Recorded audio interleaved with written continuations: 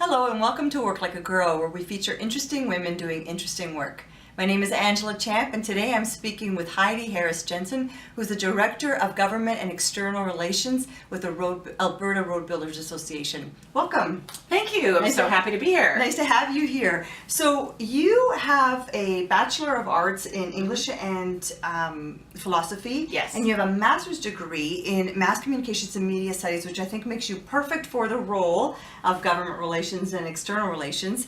But you work in a very male-dominated industry where all of your members are also male-dominated organizations. Tell me what it's like to work in an organization like that.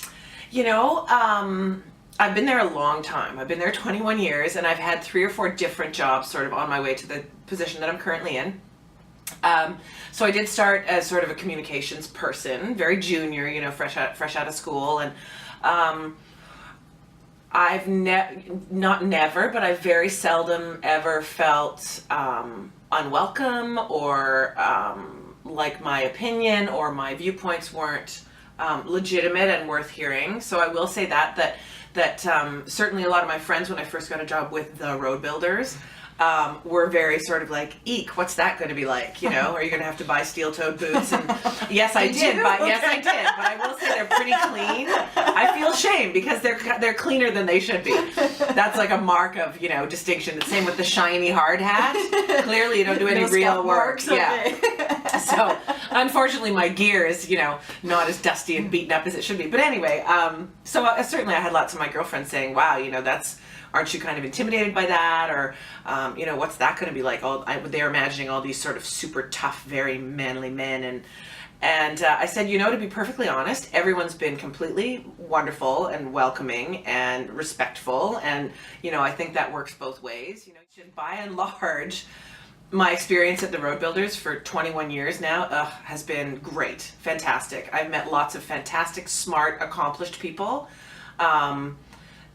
It's, you know, the fact that they're pretty much all men, it really hasn't mattered, I don't think. And I don't think it matters to them that I'm a woman either, really. So if you don't think it matters to them that you're a woman, how can we get more women either working for the Road Builders Association specifically, or just in the construction and road building industry? Because there aren't a lot of women working there. No, there still aren't, unfortunately. And honestly, it's something that the association that I work for and many other organizations have been trying to crack that code, you know, for 2 decades at least. How do we get more women in construction? How do we get more women in trades jobs?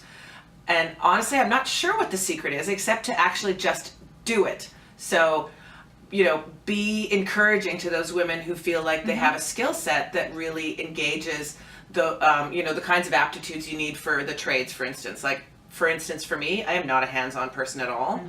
I'm terrible with, you know, I can't put together IKEA furniture. I can't, you know, I don't do crafts. No, I'm awful at all that stuff.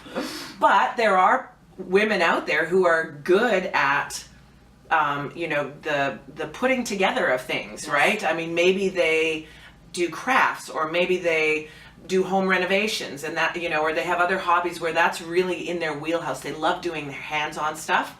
Don't be afraid of the trades. They're fantastic. I mean, when you're young, you can travel anywhere and work pretty much as you want. Yeah, it's a male-dominated field, but you know what?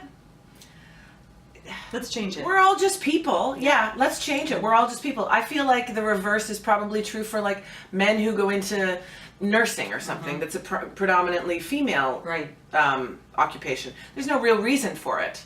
You know, I think you just have to figure out what you think you would enjoy doing. That's the hardest part. Yes, that's true. Is there anything else that you would consider like the best part of my work, like gets me out of bed in the morning? You know what? My favorite part of the work is the relationship stuff. Okay. I love meeting new people. I love maintaining all the relationships that we do have, either from the association's perspective.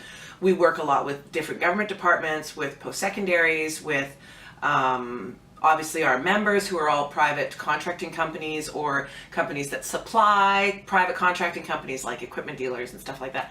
So it's all about people. Is there anything that you would change? Well, I'd like to see more women in my women. work. We're working on it. That's why we're we're working on it. In my sector, I feel like you're really measured on what you have accomplished and what you represent, which is great. And there's not a ton of concern about, male or female. As it should be for every. As it should be for everything, right? Yeah, exactly. How can we actually get more women in it? Do the schools need to increase funding for women and men in trades? Is it that parents need to encourage their children? What do we need to do? I think, I will say that I think in Alberta we're a little bit further ahead, and I think that's by virtue of the fact that in Alberta tradespeople are so valued, that so many of our industry sectors, whether it's oil and gas or forestry or construction, require so many tradespeople that there's been a shift from the time when I went to school, where it was like university or nothing, that nowadays parents are actually saying, you can have a really fantastic career in the trades, and you can either stay as a tradesperson for your entire career, or you start in a trade and then you go a more entrepreneurial route. Maybe you have your own electrician company or your own plumbing company or whatever, or you end up in a management role if that's where you see yourself. So I think the trades are a fantastic career option, especially in this province, and really especially in a place like Canada, where it's a young country and there's still lots of things to be built. Yes. So absolutely. I think there's lots of opportunity there.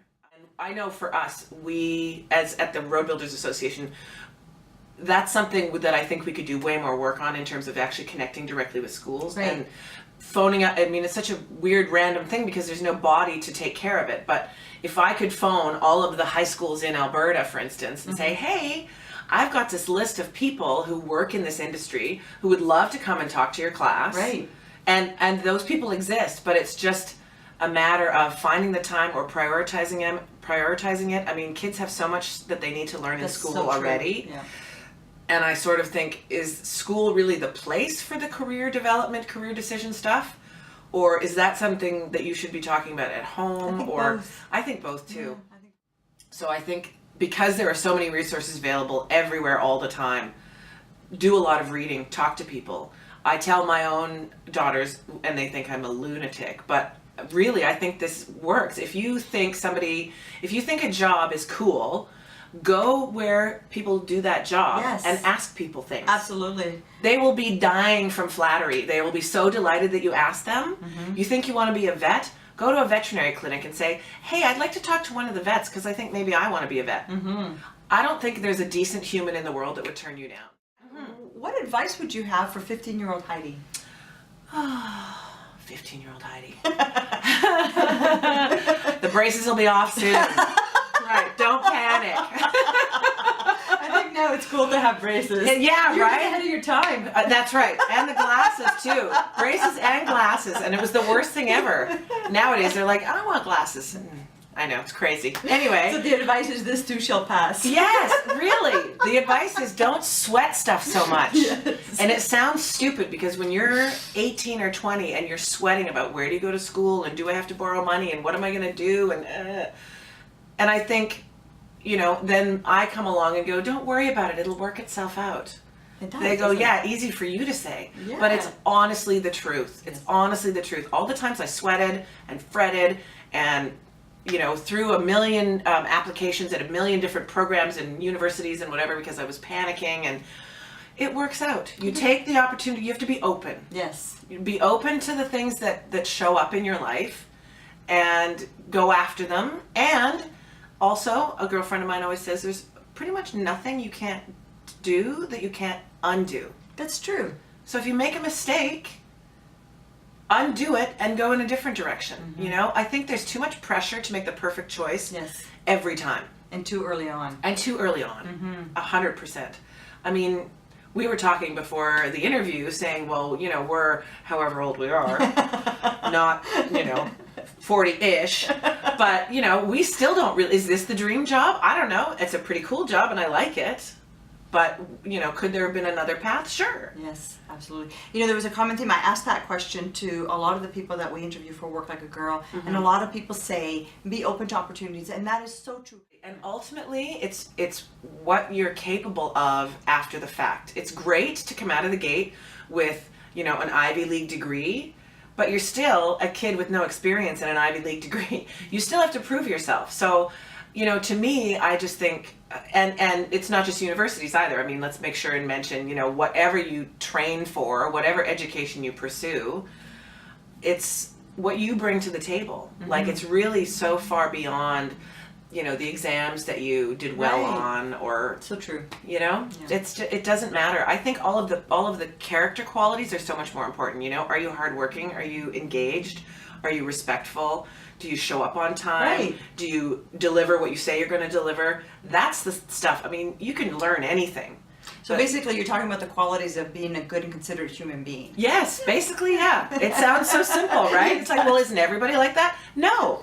You know, everyone isn't like that. And people really, you know, in my career, I've certainly learned that people really value employees, male, female, whatever, you know, who are hardworking and have integrity and are Absolutely. personally accountable. So Heidi, I have one more question for you. What do you like to read these days? God, there's so much to read. You know, there's not enough time to read all the things. That's the problem. You know what? I've always been very engaged in the media, and I mean, maybe it comes from being Right. you know, wanting to be a reporter back in the day. But I really think a good quality newspaper. I know I sound like an old lady, but you know, read I still read newspapers too. right? Yes. So whether it's the Globe and Mail or the New York Times or you know, the Daily Telegraph in the UK, good newspapers, Wall Street Journal. Those are smart people writing about smart stuff, and it's obviously very timely. I think it's important to be a knowledgeable, engaged citizen in the world. I think that's another thing that transcends your job. Right. Be informed about stuff. You know what's going on in the world a little bit. This has been Work Like a Girl. We'll see you next time.